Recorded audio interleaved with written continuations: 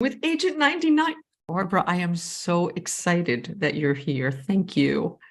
Well, I'm so excited to be here. So that's two of us. Oh, God. You look exactly the same. You sound exactly this. How do you, first of all, we have to start with that. How do you do this? How do you look like you after? How do you do it? How do you do it? No, not me. You are so gorgeous. Your skin is still perfect. You just look amazing. Do you spend like hours on beauty regimens and stuff? No, I know. I have like three products, a cleanser, that's it. And, mascara, base, lipstick, that's it. Same I've used. So, well, you just look, you must. Exercise. What kind of exercise do you do? I do aerobic exercise, which I started when I was in my early 40s. Because what kind of aerobics do you do? I do either the bicycle or stairs. I do 32 flights of stairs, or I do Wow. stationary bike. And so what made you start in your 40s? Because at that time I was doing some writing, and my writing partner, Joan Darling, and I got a job to write a special for PBS, local PBS in LA on aging. And they gave us all of this information from the geriatrics community. And they showed graphs showing how you age if you exercise and if you don't exercise. And if you exercise, the curve of aging is very gradual. I mean, there's no way to stop it, obviously, but right. It goes down very gradually. If you don't exercise, you'll be on a plateau for a while, usually around 7 years, and then it dives down to another plateau. And I looked at that, and it was like one of those like yikes moments where your hair stands on end. You think, I'm going to exercise for sure. And I started doing it then, and I've done it, most days, all these decades, really. Well, it certainly shows. I mean, I'm still in awe. I'm still fangirling on you. Like, and speaking of writing, okay, I was telling you before we went on the air, celebrity memoirs are very rarely a good read. Usually it's just somebody else wrote it and they kind of told them some stories. This book, Getting Smarter, which I don't want the light to be Getting Smarter, which you can get on Amazon or on Barbara's website, and I'm going to give you all the links, is so phenomenal and beautifully written. It's shockingly beautifully written to me, because I had no idea that you were a writer. Not shocking to you, but it's magnificent, Barbara. It's magnificent. I can't put it down. I could not put it down. Well, you're a writer, so you know the pleasures of writing. I mean, the first part of it is just blah, blah, blah. I mean, at least this is how I write. The first part of it, you just sort of emotionally kind of get into the scene for yourself. And I pay no attention to good grammar, punctuation, anything, until I have this pile of stuff. And then the second part is the editing of it, and just sort of sifting through and seeing, pulling out what interests me, and putting it together, and then just rewriting it. But I love the process. Oh, Barbara, it took me almost 13 years to get my book out because I kept rewriting. But yeah, how long did it take you to do this? Oh, gosh, I've been writing this book for years. I mean, okay, what sparked it? The story itself sparked it. I mean, because I was telling the story. I mean, first of all, I do enjoy writing, and I wrote another book earlier. But what sparked we're going to talk about that one too. Yeah, well, what sparked this one was telling the story about my marriage, which is a kind of mind-boggling, and someone saying you should write that. And I didn't know quite how to do it, and I didn't want to own the story. So I wrote this long novel. It was 360-page novel. And it was a novelized version of this, but basically using the truth. and it didn't work. And I knew it didn't work. So I rewrote it then and took another number of months to rewrite it. Still didn't work. Then a friend of mine, Judith Freeman, who's a wonderful writer, said, just own the story. Just tell it and make it a memoir. And so I did. It still didn't work. And so, I mean, it doesn't work when you're reading it and you're getting bored reading it. I mean, pretty good sign. So I then went to, there's a wonderful novelist, Eli Gottlieb, and he teaches at Columbia, and on the side, he edits books. So I took it to him and I said, what's wrong with this? And he said, it's a structural problem. And he said, I can tell you exactly what you have to do. And he told me, and I did it. And it was like I had to weed out lots of material that interfered with the speed of the book, because I wanted it to be a fast read, and it is. And so thanks to Eli, I got a lesson in structure. And it takes an outside eye sometimes to fix a problem that is just baffling you. And then he also suggested material. I'm not hearing you for some reason. Oh my gosh, I'm sorry. I accidentally hit the thing. You're telling my story. I had almost the same experience. So Really? you're blowing my mind. Yeah. You know Eli? No, I don't, but I had my version of, I had David Tabatsky was my Eli, but yeah. And you learned so much. Absolutely. And it was just invaluable. And then he would say, I'd like to hear what happened when your dad met Lucien. And because my dad is a big pragmatist, really, really smart man. And so your dad is a very interesting character in the book. Yeah. Yeah. And so I brought my father more into it than he had been before. And then he wanted a summing up thing. Where are you now? What is your life now? And then I wanted, of course, to sort of revisit it many, many years later and just kind of philosophically understand it. And it's not a victim story, as you can see already. Not at all. So it was a great adventure. I mean, he was a con man, but he led a fantasy life and he brought me into that fantasy life. And I think that growing up when I did, which was a lot sooner than when you grew up, but growing up in the 50s, we were looking to men to make the adventure for us. We didn't conceive of ourselves as creating an adventurous life on our own at that time. Although you were very brave and doing very brave things before you met him. I mean, look at the career that you chose. And that wasn't brave, though. I mean, I auditioned and I worked, and I mean, as a sidebar to the bravery of that, Agent 99 was a feminist, right? I mean, yes. She owned herself. She owned her intellect. She owned her position at control headquarters. She did not apologize for her intelligence, although she backed off so she didn't hurt his feelings, which was a little of the 50s left over in this. But she was more advanced than I was as a feminist in those first years when I played her. So interesting. It took me a few years, and the women's movement, which began in the late 60s, to catch up with Agent 99. Wow. And okay, we're gonna get to 99 and do all of that. But for those who don't know your story, I didn't know anything about your marriage. Was it something that you kept out of the press? Was it did people know what was happening for you? Well, at first they thought I was married to the man I thought I was married to, Lucien Verdu, a French name. And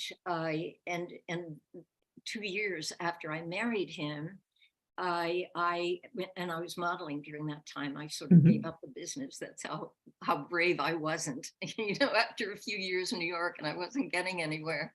I switched to modeling. And during the time I was modeling is when I found out everything about Lucien. And his name wasn't even the same. Nothing was the same. And all of the fantastic stories and the fantastic adventures that I experienced with this guy who I thought was an undercover agent. Which is so, I mean, this is before Get Smart. This is crazy that you thought you were living with a spy. Yes, I did.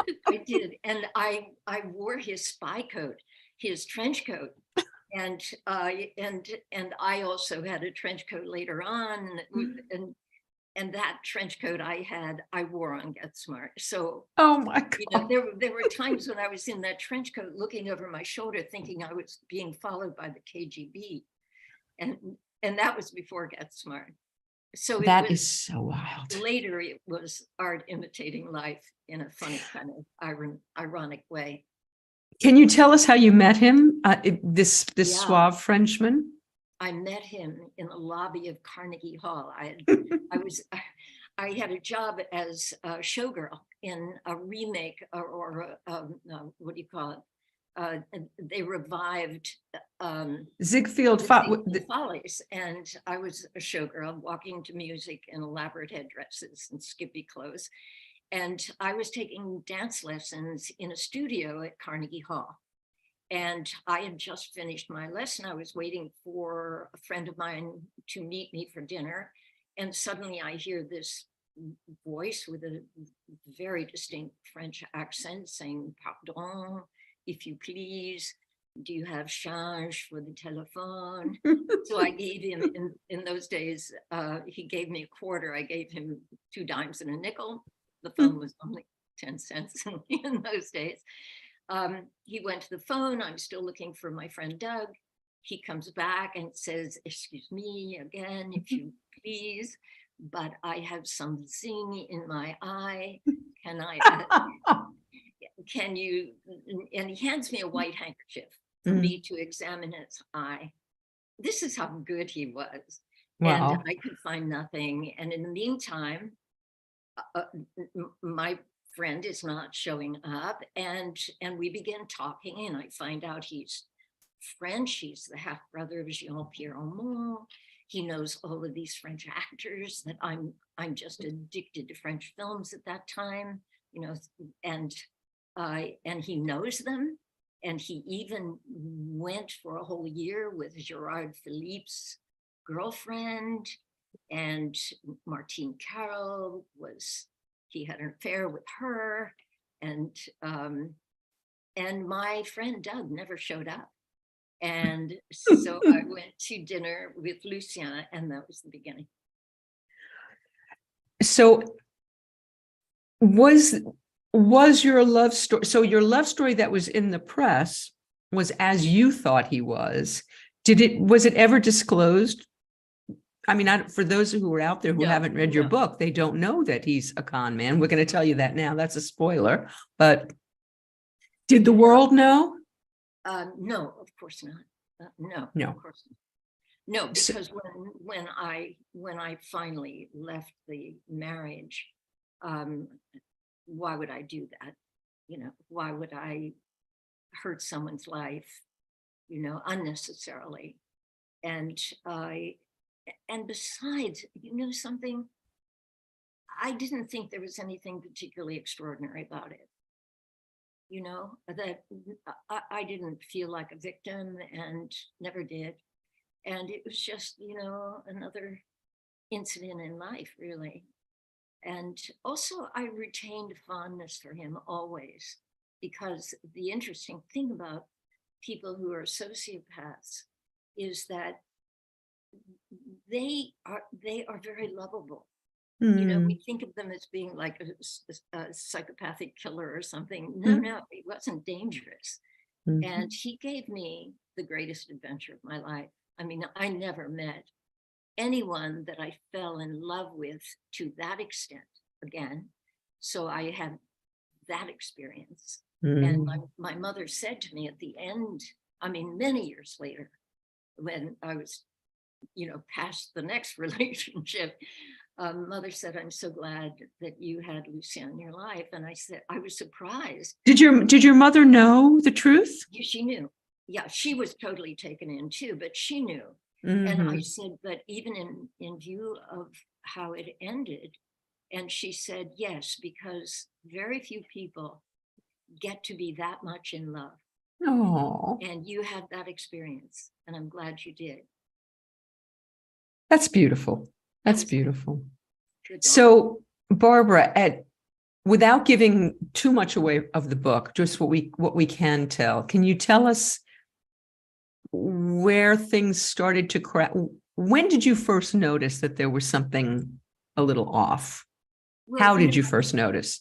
This may be a common experience with a lot of women who have an idealized, with men too, it works the other way around, obviously, have an idealized vision of the person they're in love with. And so when little inconvenient aspects start showing, little flags, and you're batting away the red flags because they don't fit into the picture that you've painted.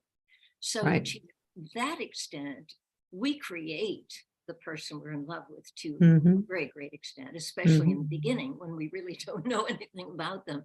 Right. And then as we begin to know, it's uncomfortable because we don't want to let go of the person we painted and, paint a different picture or alter the picture. And so what was your question now?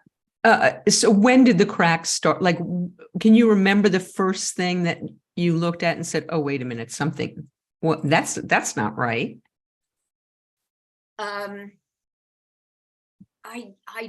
I know I did, and I wish I could remember specifically what they were, because I know that I was suffering from colitis, which can be psychological. Oh. And so it was what I was trying not to notice. So I wasn't even registering what unconsciously I was registering.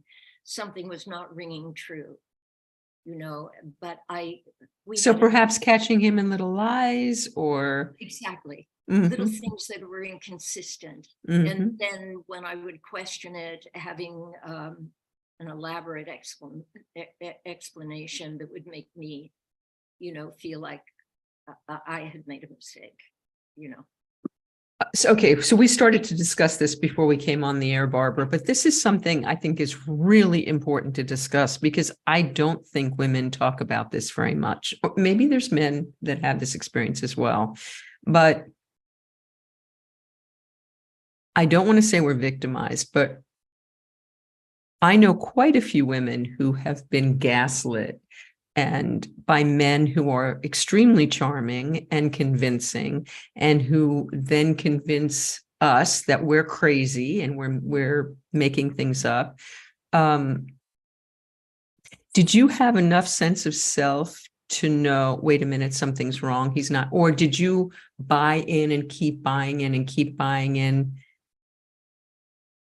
Yeah. That's what I did, as many, many women at that time. And see, I don't know. It'd be interesting to hear from younger women and see if they think they would have bought in. But of course, that wouldn't really be a test because they'd have to experience the charm, the adorability, the handsomeness, the entire gestalt of this human being, which was so attractive in so many ways. And so that there's a reluctance, or you can't quite put together what you're gleaning with what you want to have, and what it seems to be established as the truth. How long would you say how long was the love affair without any taint to it? How long did it last before the house of cards started to fall a little bit, would you say? Very little fell. It wasn't like a crumbling and a little cornice falling off here. The whole building went down. The whole building went down in one night. Oh. In one night. Did it really? Wait a minute. I'm reading it. You're I'm reading it and I'm feeling like things. Yeah, I guess I'm reading your reflection. So you're reflecting back on it. So I haven't gotten to the part where it, Yeah, no, yeah, where it it all all. came down at once, and that was an interesting moment in time. And so I had to reevaluate everything. And then, I stayed Actually, with, I have read that part. I did read, I know what you're talking about. Yeah. and and, I mean, yeah, but I did stay with him for a number of years after that. How did you do that? Well, he went into therapy. He seemed to be straightening out. He was a gambler. So Mhm, I thought the problem was mostly gambling, mhm. but the lying, I was sort of brushing under the carpet. But we reconstituted the relationship, but it was never the same. But I did love him, in the reconstituted version as well. But as I say in the book, there was a little museum in my head where I kept the original Lucien, who was this glamorous, Frenchman. And I, and finally, he was good for a few years, but then the gambling took over again. Was he able to transform? Did he start to tell you the truth, do you think, when he was in therapy and trying to better himself? I don't, it's hard to tell, isn't it? Right. I mean, you don't know. So I think I got to the point where whatever he said, I had a tuna fish sandwich for lunch, for example. It would either be true or not true. Mhm. And that was okay. I just didn't have expectations of truth coming from him. And, but again, there were so many other great qualities about him, which I hope I make clear in the book. Yes, you do. You can live with a lot with someone you love and you have, you believe in terms of that love. I can't say I believed in him in terms of his honesty, but and then I think his subsequent wives never lasted as long as I did. So Subsequent wives, numerous. Okay. yeah, and so I think maybe they had a little better sense of themselves than I did. It's funny when you're seen on the screen, you're seen as this confident person. I could even see myself on the screen that way. But the reality of your own life is very often different. And it took a lot of psychotherapy, which I maybe should have put in a bigger way in the book because I am such an advocate of it. It just literally changed my way of looking at the world, my way of looking at myself. That's the next book, Barbara. Maybe I should, because this was psychoanalysis, and psychoanalysis today is very much out of favor. First of all, it's very expensive, and that is a problem. There's no question. But and it takes a long time, and they have shorter therapies now that are very effective. Now, that wasn't true when I was in psychoanalysis, so I can't really compare them. Right. All I know is that psychoanalysis absolutely changed my brain, literally changed my brain structure, I'm sure, because of the process, which we're all familiar with, which is if you have a big problem, like you're reacting in a big emotional way, chances are you're overreacting. So why are you overreacting? And just learning how to take it back to childhood, and that's the child in you overreacting, and just keep going back there and take it back there and get it settled back there. And then look at it from the reality of the present and what really, I mean, is your life really threatened, by somebody criticizing you or whatever? And it takes a long time. And I was willing to do the work, and I'm very grateful.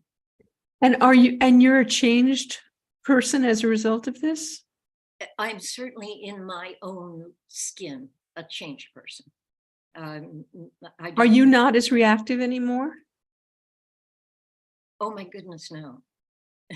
Okay, this is all miraculous. I'm a 12-stepper and I've been in therapy for years and in 12 steps for years and in programs for this. And reactivity is very challenging for me. I mean, I can control it externally, but internally, I'm still screaming. So do you feel that you've changed the whole gestalt, the whole thing? It's not that I don't react. It's that I know what to do when I do react. Mm. And I do it with writing, actually. I have what I call storm pages, which I talked about in my first book. And I just commit murder on the page, or whatever. I just go totally crazy on the page.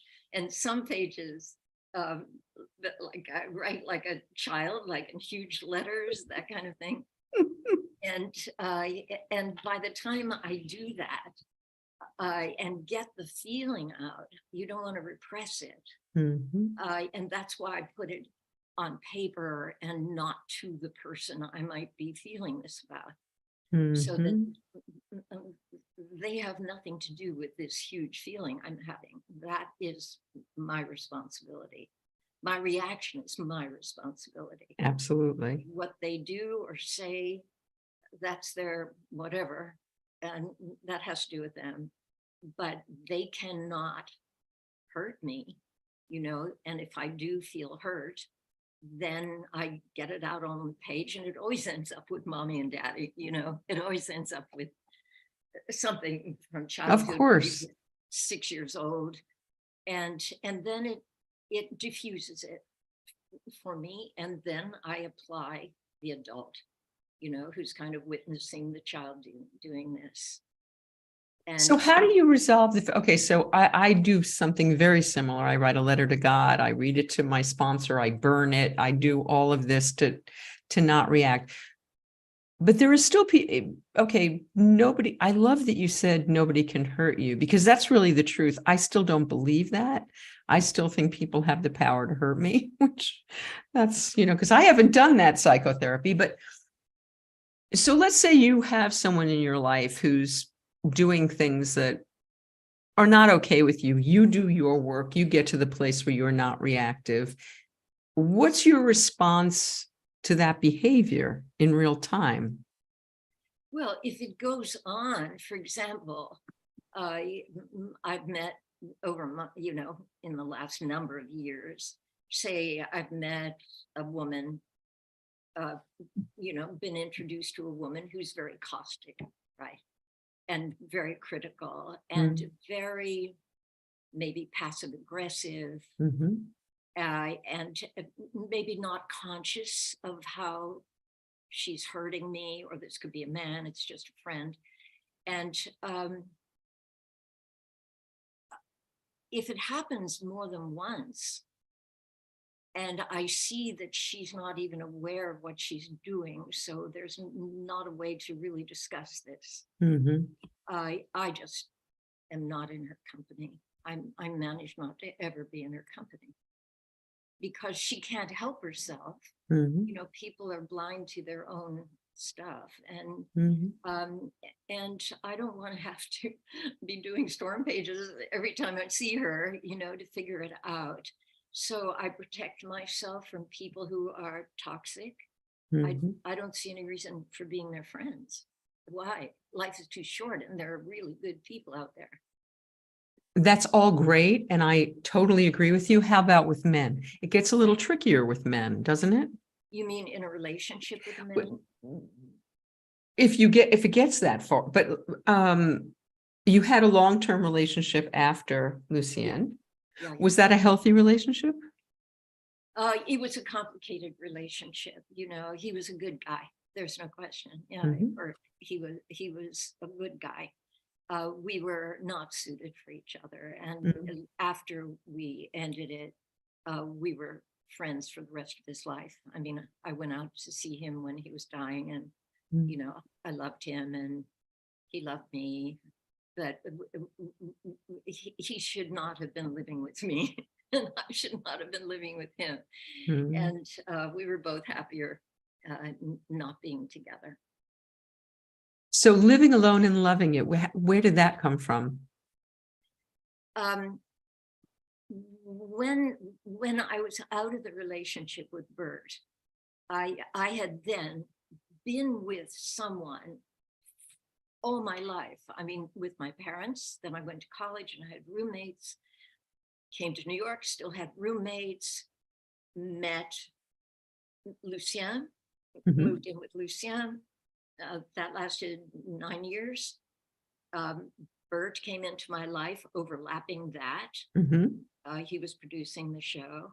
And then I was with Bert for 11 years. So over a period of from the time I began with Lucien until it ended with Bert was 20 years. Okay. So I was never without a guy. I mean, I'm sure that was true of you too. Even yes. So I want to know what happened after Bert. What'd you do? After I left California, I came back to New York. I had an affair and it wasn't going anywhere. You know, I was thinking it would. I mean, don't we always? Yeah. Yeah. And so I learned a lesson on that one. From the time I got to New York, I was in, over the period of a number of years, in several serious relationships. And did you ever live with a man again after that? No. And from the time I came back to New York, I didn't. And I couldn't imagine living without a guy. It wasn't even in my worldview of right. A guy. And so I had an affair with this guy. Clearly it wasn't going to end in living with him. And it was really painful, you know, that this was not going to go anywhere. This was an affair. It wasn't going to end with a relationship. And so that ended rather quickly. And then I thought, well, I'm going to meet someone else. I went to cocktail parties alone. I went to concerts alone. I went to everything alone so that I would be available. Yeah. You know, it never happened. Me either. Just those. I hope you've given it up as I have, because those horrible cocktail parties where you don't know anybody and you're there alone. And finally I said, I can't do that. And then you go home and you're like, why did I go? Why did I, you know, and you take off the makeup and yes, I laugh. So I was having difficulty, to say the least. And this was at the beginning of, I mean, I had not started really serious therapy. And I went to England, and while I was there, I had an appointment with someone, and I was in the cab, and I was early, and so I said to the cab driver, "You can let me out here." I meant to say I'm early. I said, "You can let me out here. I'm lonely." And I heard myself say that. And then I thought, okay, I've got to get over this. And I began to research women who live alone in England, women who are not married, do not have a relationship, and live alone. And I interviewed these amazing women who were like, wow, why would I want to live with a guy? Was it a cross section of ages, or was it an age? Yeah, no, it was cross section. This woman was in her 50s, and a much younger woman who was a writer in her 30s. And, you know, if they met someone and really fell in love or something, they weren't you know, kind of Married to it, as it Yeah. were. But they were living fine lives. And that was amazing to me that you could do that. And so then I just began researching, and over a period, then I began analysis. And then over a period of a few years, I began to love to live alone. And I realized that we aren't taught how to live alone. And if we were taught how to live alone, we would consider it as as fertile a way to have happiness in life as being in a relationship. I'm not saying it's better. I'm not saying it's worse. They are equal to me in their own ways. If you live with a partner, you have a built-in social life. If you live alone, you have to put in the work, you know, of having a fabric of friends, and then they move away, they go on tour, whatever. Right. So you have enough. The other thing that I hadn't noticed is that when I was in a relationship, I poured everything into the guy. You know, he was the center of my life. And I remember my therapist once saying to me, well, what about the grocer? What about the person in the bank? Aren't they human resources as well? And I realized that I had not been open to human warmth from anywhere except the guy. Wow. Wait, Yeah. not even with close friends? I didn't have a lot of friends. It was always the guy. I didn't have I see. which could have been a good idea, probably. And so I began to regard the world as an opportunity for a lot of emotional connection, you know, person on the street. I mean, but you have to open your eyes and you have to be willing to accept, you know, that you are not alone in the world. You know, you go to a concert and everybody is connected to that pianist. We're all there together, you know, as though that pianist's heart belongs to all of us while that music is being played. And how rich everything became. And the other thing was that I learned to take responsibility for my own happiness. You know, I wasn't looking for it on the outside. I did stop looking for it on the outside and think, well, what can I do? You know. So what does that look like, Barbara? How have you created your own happiness? Well, first of all, to have friends, you know, and to be the one to build the bridge. I mean, you know, I don't know how it is there in LA. In LA, when I was there, everybody entertained at home. Here in New York, nobody does. Except me. I'm a New Yorker. I understand. Yeah. And so I have people to my apartment for dinner. I'm not going to go to their apartment for dinner. We're going to go to a restaurant for dinner, maybe. Right. Or I would have a party and then I wouldn't hear from people again because it was a party, you know. And I realized that, you know, somebody has to be the Pearl Mesa, what is her name? Pearl Mess. She was the great I don't know, arbiter of manners in the 1950s. Oh, she was like a entertained diplomat. Anyway, she knew exactly what to do. That someone has to be willing to make the first move. And the second and the third or whatever. And so tell me, Barbara, what was that? I'm sorry to interrupt you, but I have more questions than what was the pandemic like for you? You moved to New York right before the pandemic? Oh, no. I moved here in 1977. Okay, and so you've been there straight through since then? Yeah. Oh, I read something that you had gotten there. Okay. So you've been in New York. So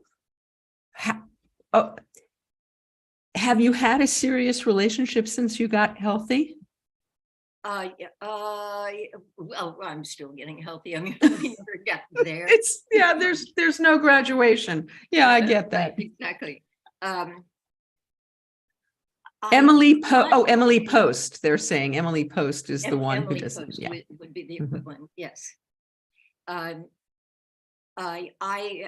had a series of relationships, not a lot of them. How many can you have at over a period of time? But none of them were really the appropriate relationship. I have a wonderful friend, male friend. I mean, male energy is nice, Yeah. and we're best friends. We talk every day. So I feel like, there's a different kind of dynamic with my male friends than there is with my female Yes. friends. So I have a number of male friends, but one very, very special male friend whom I just love to my toes. And none of them would have been ideal as a partner. It wouldn't have worked. But in all of them, I found a way, and they found a way, because we considered ourselves so valuable to each other, to not be so doctrinaire about it. You don't have to have the whole ball of wax. And you can get it from several different people. I remember my therapist saying, I said, if I leave Bird, what's the percentage of my meeting the right guy? He said, well, maybe 3%. Oh my gosh. Oh my gosh. I said, and you're encouraging me to get out of this relationship. And he said, being in the wrong relationship is not the answer.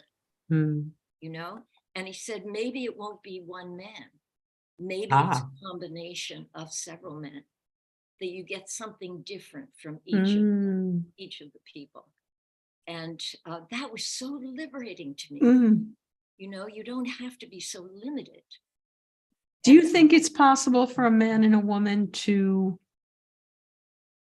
do you know people who, it's so hard to say, do you know people who have that relationship, because it's never what it seems, because I'm sure people thought you and Lucienne had a perfect relationship.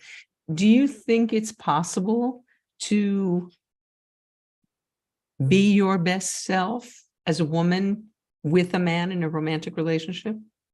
Oh, I'm sure it is, but I would imagine it's rare. I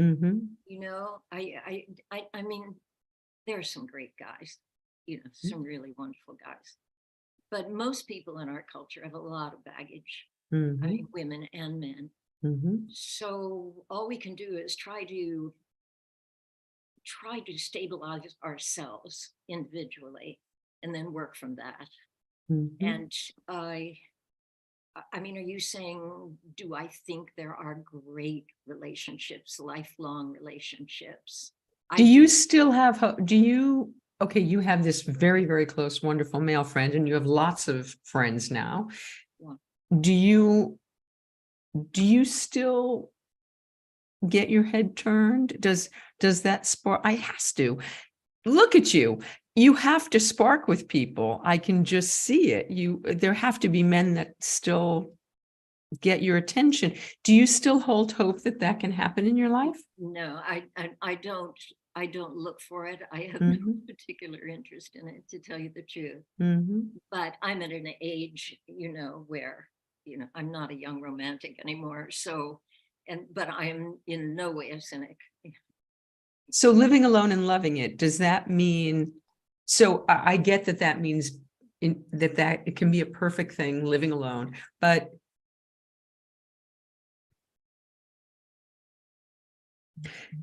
were there still men in your life when you wrote that book? Romantic men?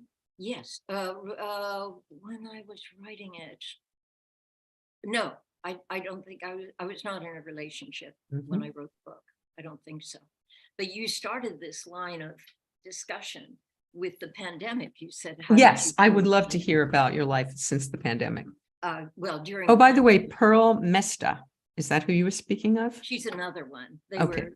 were, they were the rule makers, and I don't think there are rules anymore, probably. No, I don't think there are. There's nobody who does that or needs to. When the pandemic hit, and I mean, my life was very active. I mean, I went to concerts all the time, plays. Well, New York. I mean, if you were bored in New York, there's really something wrong with you, right? My friend and I would go to movies a couple of times a week. I went out almost every night with one or another friend. I was rarely home. And in the daytime, I was here, writing or doing whatever. And then the pandemic hit, and I thought, okay, I was glad I wrote that book, because there were chapters in it about how in any circumstance you can live a full life. Okay, so here we are, and I remember the night it happened, the night it was like closed down. And we had no idea how long this was going to be. Oh, I remember saying a week. We have to stay home for a week. What are you kidding? I know. I mean, it really hit me. And for the next 6 months, I did not see so much as a delivery person's face. I saw not one human being for 6, did I say 6 weeks? Yeah, 6 months. Yeah. 6 months. And I had a wonderful time. Once I got it in gear, I stayed in touch with friends. We Zoomed so I could see their faces. Right. Not so much, but we phoned a lot. My friend would come over and he'd stand down on the street, and I'd come out on the balcony of my little, I lived in a townhouse, a little balcony. I'd be up there. He'd be down there with his mask. But I just designed a program for reading, and you were you productive? Yes. Oh, super. Yeah. It was exercising, reading, being in touch with friends, listening to, you could go to concerts on, that was not a problem. And then these amazing television series, Yes. Streaming. Oh my God, the obsessive, you can't wait to see the next episode. Absolutely. And it was kind of in its own special little frame. It was a beautiful time. And I had other friends who felt the same way. And I had friends who were just absolutely so anxious and upset and miserable. And and once it ended, when you could get out, I didn't do as many things as I used to do. And I sort of lost interest in going to movies all the time, and that kind of thing. I mean, did you get COVID? No. Okay, I'm knocking on wood. I haven't either. Oh. So you said when it ended, I lead this band of COVID crazies. I went live 7 days a week when it started, because I didn't leave my house, and neither did they. And I was alone and they were alone. And so we did this together. But I stayed fully masked and protected until really recently. I started getting out. I'm actually going to Paris for the first time. Oh, God. Okay. Anyway, I'm so excited. Anyway, so when did you start to get back to life, and how are you fully back to life? Not at all. No. I do not go in restaurants. Do not. At all. Not at all. I eat outside. You are one of us. Yeah. Oh gosh, that's nice. And well, that's why we didn't get COVID. I know where these outdoor restaurants are that have really strong heaters, and you just bundle up and go there. My friends are all the same way as, they feel the same way I do.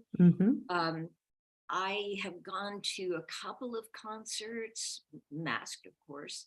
Mhm. I go everywhere. Nobody's wearing a mask. It's as though it doesn't exist. And Mhm. that's just not true because they're all getting COVID, Mhm. you know, and I mean, it's not, I mean, the numbers are not as high here as they were. I mean, they're very low here, actually. But I wouldn't go into a store without a mask on, or, Mhm. you know, Yeah. I will occasionally go to a concert, but with a very tight N95 mask, and Mhm. I wait until everybody's in, and then I come in and wait until everybody's out, you know. I don't How about with friends? How about socializing with friends in how do you do that? If they come to my apartment, Mhm. we all test first. If we're going to have You COVID. are one of us. Well, yeah. No, I have a pile of tests in there and I'm Mhm. willing to give them to anybody, you know. Mhm. But if somebody comes in my apartment, either they're masked or they're tested that day. And you know, you get used to it. It's not a big deal. I never Mhm. understood why people objected so much to these simple little protocols. You know, I still don't understand. Maybe I didn't get the freedom gene or something. I don't know. I mean, how do you feel about that? You know, I was sort of the COVID Nazi but I live with someone who is not. Mhm. And he actually got COVID and I did not. And I was within close proximity. It was pretty miraculous. I think it might be possible that some people might be resistant. I hate poo-poo. I hate to even say it and give it a kinahara, but in any case, I was the Nazi, you know, everyone had to be tested, everyone had to be masked, all of that. And I've let down my guard quite a bit in the last few weeks. And we're going to Europe because I haven't been on a plane. I haven't done any of that, but we're not getting any younger. And I don't think it's going anywhere. I think COVID's going to be with us I don't think it's going anywhere. So anyway, we're going and I'm going to wear 2 masks and do the whole thing, but we're going to go. And I'm a little terrified, but it's something we've put off for 3 years. So we're going to go. But I have let my guard down a little bit, Barbara. I have eaten inside at restaurants. I have not been to a movie in 3 years. I have eaten inside in restaurants where but I can't believe it, but I have. Well, it's probably okay. You know, I mean, I know a lot of people who are doing it. Not mean everybody seems to be doing it. I'm probably more extreme even than you are. I think To tell you the truth, restaurants are so noisy here in New York because Mhm. they're little, you know, and Right. the volume. Eating outside is so quiet. It's But been okay, I didn't know they could get really outdoor New York restaurants warm enough to do that. oh They yeah, can, yeah, yeah. and they're not tinted, they're open? They're tented. Oh no, no, no, Oh, no. no. They're Okay. in, yeah, Mhm. they're sheds, Yeah, yeah. but they're very ventilated, you know. Mhm. I mean, but the heater's right over you, so you're just being like the sun, having a sun bath. I love that you're one of us. This is so great. My COVID crazies are going wild. So, Yeah, but okay. I wouldn't worry about the plane because I don't know a person who's gotten COVID on planes. I do. I have, Oh, really? but they Oh, haven't masked. oh, Or when they're eating, they take it off to eat and they take it off. Like I was talking, Paula Poundstone, a great comedian, was telling me that when she's on a plane, she lifts up the mask, she takes a bite, she puts it back down. That's how I'll be eating if I yeah, have, because Paris is a long flight. But yeah. anyway, That's that's what I the would do too. so you know, and I have to tell you this as a sidebar, but I met a Parisian pilot, Xavier, who it turned out was not a pilot. Oh boy, we have things to talk. things to talk about. Okay, so let's talk about your career because everybody wants to know. Everybody wants to know. So you sang, you sing, you dance, you acted. What was the first thing? How'd you get the bug? What bit you? I think it's the story I tell in the book about being in the first grade band and having a triangle solo in the little percussion band. Kids are beating on oatmeal boxes and tin pans, and the teacher's playing the piano. And then there was this space where I had a solo, and I went ding, ding, ding on the triangle. And I looked out into the auditorium and saw my mother looking at me. I love that strike that gives me goosebumps. Yeah. When I read it, now when you say it. Yeah. And I didn't want to get off the stage. It was just pure attention that just felt like bliss, you know. And then I wanted to be a trapeze artist, you know, but it was always show business. It was always something along those lines in high school, the school plays and stuff like that. So I was one of the lucky people who, when I went to college, I absolutely knew what I was. And you went to what became Carnegie Mellon. I mean, that's one of the best drama schools in the world. Yeah, at that time it was the best in the country. And so I graduated from there and came to New York, and then, you know, did a little thing here and there, but mostly, you know, doing temp jobs, and ended up modeling after a few years. And I didn't miss acting, to tell you the truth, and I didn't really have an intention of getting back into it. But I had met Colleen Dewhurst. You know, she was a great. I saw her on Broadway in Virginia. Oh God, I love Colleen. I loved her. She would have been wonderful in that. And she took me under her wing. Colleen, she was very maternal.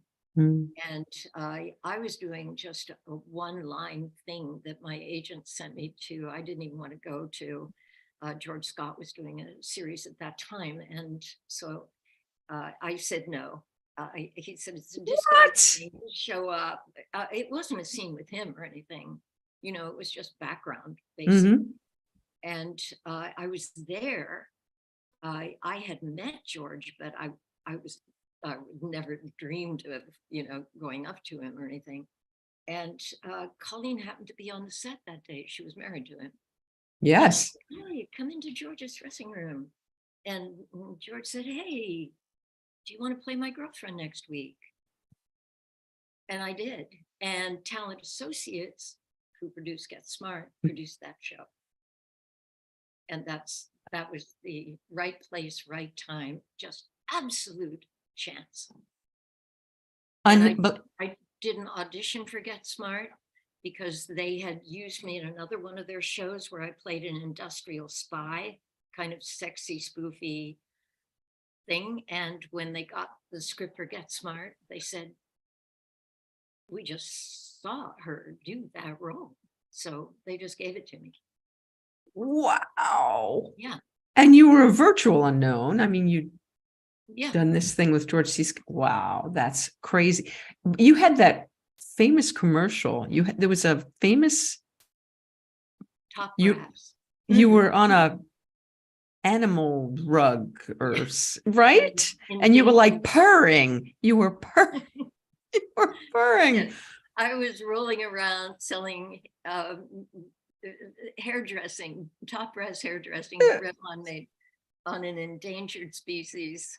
I mean, today, oh my God, they'd spray you down.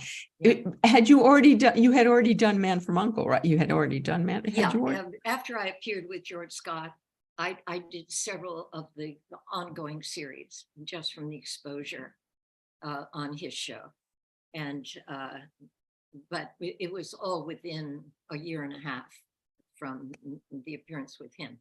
Were you already with Lucien during this period? I was. I had been with him for Oh yes, I know this. I read this. Years. Right. No. So there was no, you didn't with Robert Vaughn or with Ilya Kuryakin Oh, or no, any. no, but who wouldn't have a little crush on Ilya Kuryakin? Oh, gosh. Yeah. Oh, God, yeah. Was he gorgeous? My Yeah. goodness. He was a- Okay, so did you ever have an on, because we're going to talk about you and Don, because I know it's not what it appeared, but did you ever have with an on-screen, did you ever have that rapport, that chemistry with someone in real life, that you were having an on-stage screen? Oh, what an interesting question. You know something? I think one reason actors love acting is that they can be more intimate Mm. than they can be in real life. Mm. And I think that's because you know the script and unconsciously you know where it's going to end up, and you are totally safe Wow. to be open. And because I've heard actors say they never feel really alive unless they're acting. Mm. That's not true of you, I don't believe. No, it isn't true. No. I mean, that is one way to feel really alive, is to act, because the concentration and the communication is so acute Right. between, excuse me, the two people. But yeah, that's really interesting. So do you kind of fall in love with every leading man, kind of just a little, although not Don Adams, but other than Don, which we'll talk about, have you kind of had that experience? When I worked with George Scott, Mhm. I just got a huge little crushy kind of crush, you know, not to be acted on, but in my fantasy, you know. Yeah, because you're in this perfect love situation, and life doesn't deliver that, you know, ordinarily. How about And Lawrence Luckinbill? I didn't work that long with Larry because we did a play together, very kind of hectic rehearsal schedule, and then he left after 2 weeks in the play.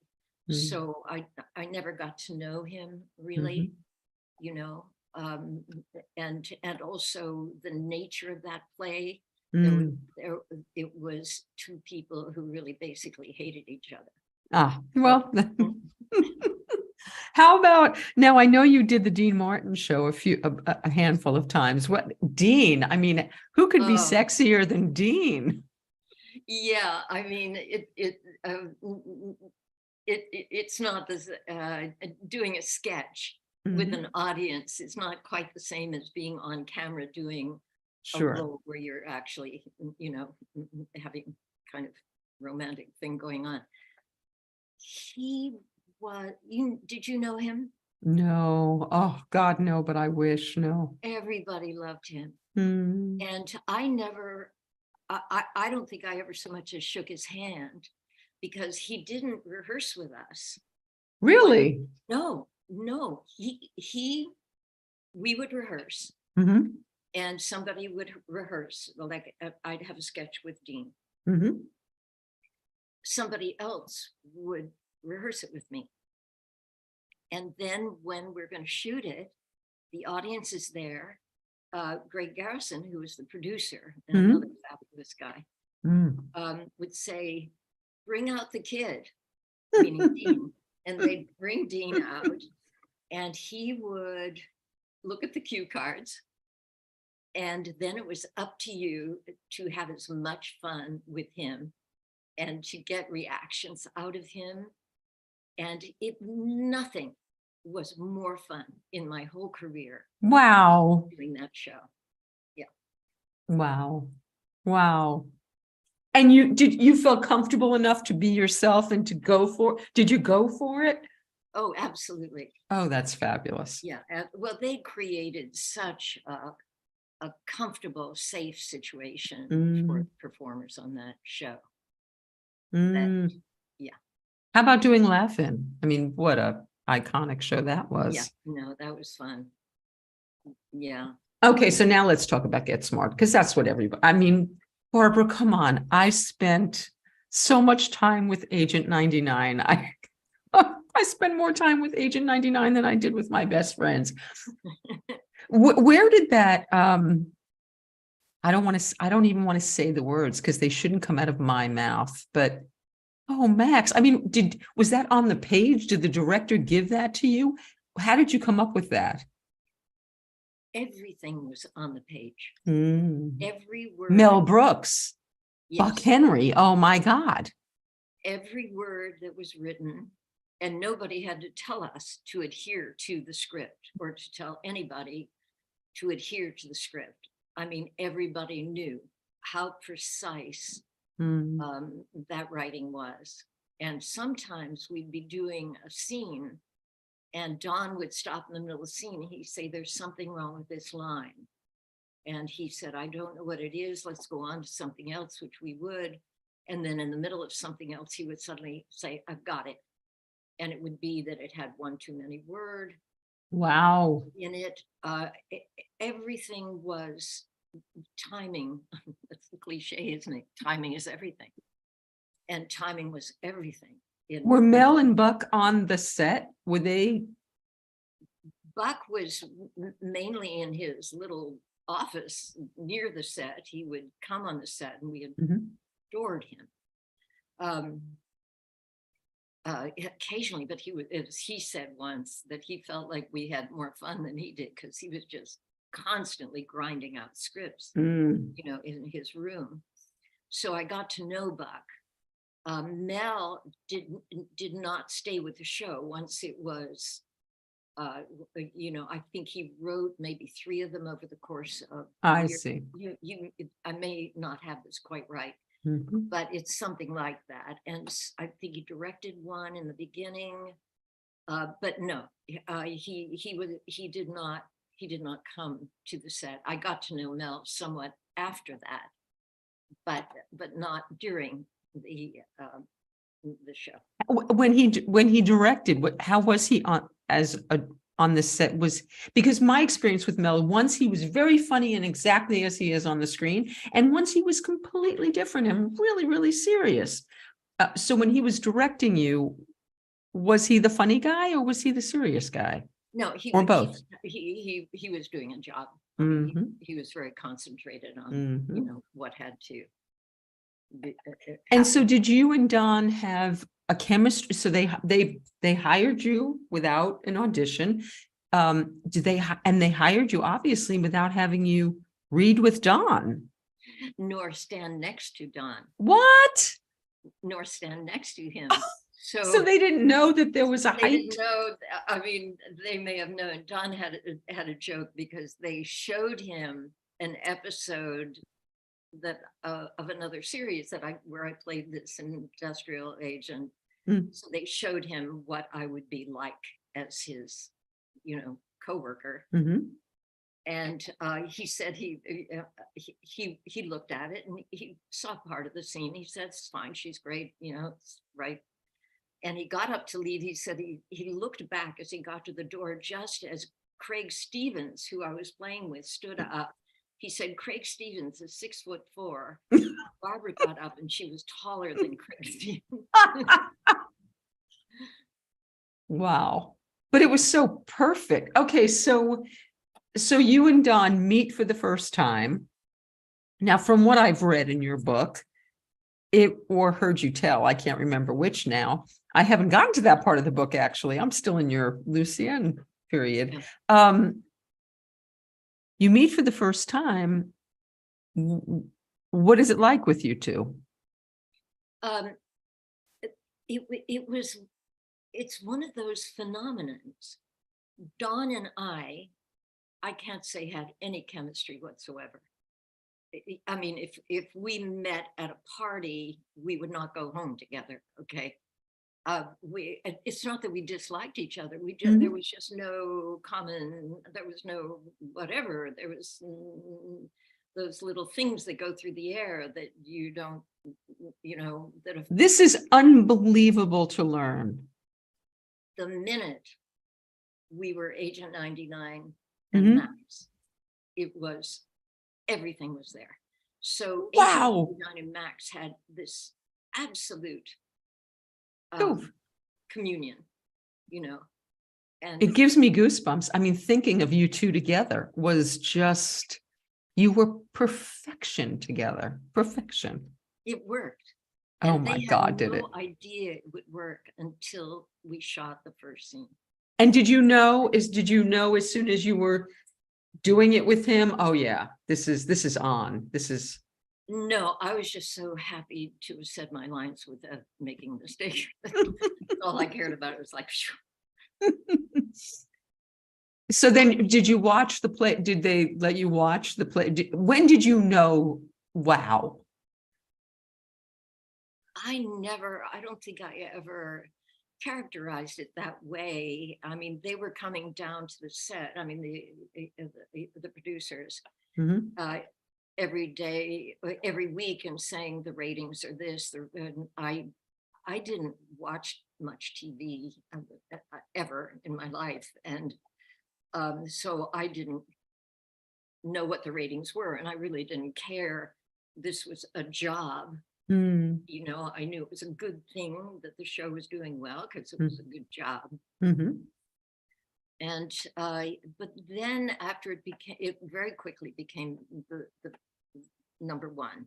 Your life had to change very drastically, very suddenly, I'm guessing. No, it really didn't, because we did 52 episodes that year. Mm. So Wow. my life was getting up at, Mm. 5:30 or 6 and getting to the studio and staying there till 7:30, going home, studying lines. And that was really my life. Mm. Living in California, it's not like walking out on the street here in New York. Right. People see you and recognize you. You're in your car and Right. you occasionally go to a restaurant, but Mhm. where are you, So Mhm. I was kind of, to be honest, kind of unaware of, I did the things that I was expected to do, like publicity. And it was just I was very grateful to have that job. And so it was 5 years. Did you and Don, and I know the answer to this, but I'm going to ask you for everybody else. Did you and Don warm up? It wasn't that we were ever cold. We were always friendly, and he Mhm. called me Barbie doll. It was Hmm. kind of sweet, and we were sweet together. Mhm. Little this and that, conversation here and there, but I don't think we ever had like a conversation. But when would you? I mean, you're so You were busy. working. Mhm. Yeah, and it wasn't until almost 20 years later we worked together again. They did Or the reboot. Mhm. for as an ABC movie. Mhm. And I say this in the book, it's as though little seeds had been planted during those early years. And when the show went off the air, we didn't call each other. Mhm. I got a phone call from CBS and said, fine, that was it. I didn't hear from him. He didn't hear from me. Mhm. It would have been weird to have it any other way. But 20 years later, it's as though those little seeds had sprouted and blossomed into this sweet, affectionate Oh. relationship, which lasted for the rest of his life, really. Oh. Great, great fondness. Ah, that's so lovely. Barbara, I almost am going to cry because you have so exceeded all of my very, very high expectations. As a writer, as a woman, as a person, I just adore you. I am so loving it. And you feel totally as what is it called? As a peer. I mean, I can't believe we're not exactly the same age and having lived through all the same things. And I love that when I read in the book that when you were living in the village, you used to walk around in jeans and a t-shirt. I can't picture you in jeans and a t-shirt no matter how hard I try. Really, that's what I mostly wear here is jeans and a sweater, jeans and a t-shirt, jeans and a You bra. are so magnificent and sophisticated and gorgeous, and you're just amazing. Thank you so I much. hope that you know that you set the bar for sophistication and sexiness and smart, and 99 was everything a woman should be. Funny and smart and classy and sexy and gorgeous. And for all us little girls who grew up with you, I thank you for setting this. It's making me cry, for setting this example of all that a woman can be, and to see that you are that woman in the reels is just a beautiful thing. Well, you made my heart happy. Thank you. That is such a dear thing to hear, and I so appreciate it. I mean, 99 actually. We can thank Buck and Mel for 99's character, but it has been such a pleasure talking with you, and I feel like, and I hope when you come to New York, we'll get together, because Yes, we have so much more to explore. we And certainly I mean, do. I Will would you just, come back and do the show again and talk more? oh, I would love to. Oh, And I would excellent. love to talk about celebrity, because celebrity is such a national obsession today. And, you know, Talk. Tell me your thoughts. well, um, you can't do anything with celebrity. I mean, I guess some people make money with celebrity now, Mhm, so it's a business, that's something mhm, else. But people, the media, the kids that go online and become influencers, okay, that can make money too, and that's what they want. But mhm, just to be seen, to be known by lots of people, mhm, um, you can't live that. mhm. You know, all you can live is your day and the one person you're talking to, you know, or the people around you. It's something, celebrity is in the minds of other people. It's not something that you can use, you know. I mean, this is just my opinion, but when I was at the height of when we were at the height of the show's popularity, Mhm. and our pictures were all over the place and everything, and I thought, you know, I still get up in the morning, maybe in a bad mood, you know, or Mm. maybe feeling dreary, or um, go into my garden and with my cat, and it's just me and the cat, and all we can do is live our moments. We can't live in the public eye. Has no meaning. I don't know if this is making any sense. It's Maybe. making total sense. I'm wondering, okay, so when your life had when you were at the height of it and everywhere you went, I'm Yeah. sure people were coming up to you and doing all of that. Did it feel good? Did you like it? Did you stop liking it? Was it uncomfortable? What was that like for you? You were the most famous woman in the world for a while. It was um, always sweet, because the Mm, people were so nice. I never mm. had a bad experience.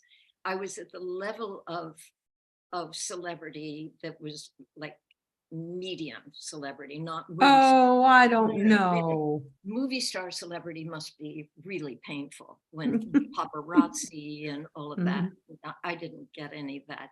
What I got were people stopping me on the street and saying they enjoyed the show, or Mm, wanting an autograph or something. And it was always just made me feel welcome in the world. And that was the best of it, you mm, know. Um, but beyond that, I didn't see the value in it. You know, I didn't see that there was anything to prize in it, because ultimately you have to live your minutes. and be present in those minutes. And that's where the value is. Did you get to do everything you wanted to do creatively? Probably not, because you get identified, you know, with comedy or with a character. But that comes with it. I knew that would be true. When I was cast in Get Smart, I had just been cast in a movie, and The Group, Sidney Lumet was directing it, and I was one of the 5 women in the group. And so I was going to do this movie. It was my first movie. And then I got offered Get Smart. And my agent said, you can either do the movie and take your chances, although I'm telling you right now, this is Candice Bergen's first movie, and she's playing a lesbian in a tuxedo, and guess who's going to get all the publicity? It isn't going to be you. Or you can do this series and really secure your future. And you had a very wise you had very wise counsel. I didn't think about it for 5 minutes. You know. How about when you worked with Barbara Eden? Did you ever go through a thing where, because you were the Barbaras, you were both the beautiful, you were the brunette and the blonde Barbaras. Were you friends? What was it like to work together? We worked together on one television movie, and I love her. She's just, I mean, I don't think I've ever heard anyone say anything against her. She's gracious. She's down to earth, accessible, you know, lovely. Because you both, the 2 Barbaras, the brunette and the blonde, you're like the 2 most gorgeous women on the planet.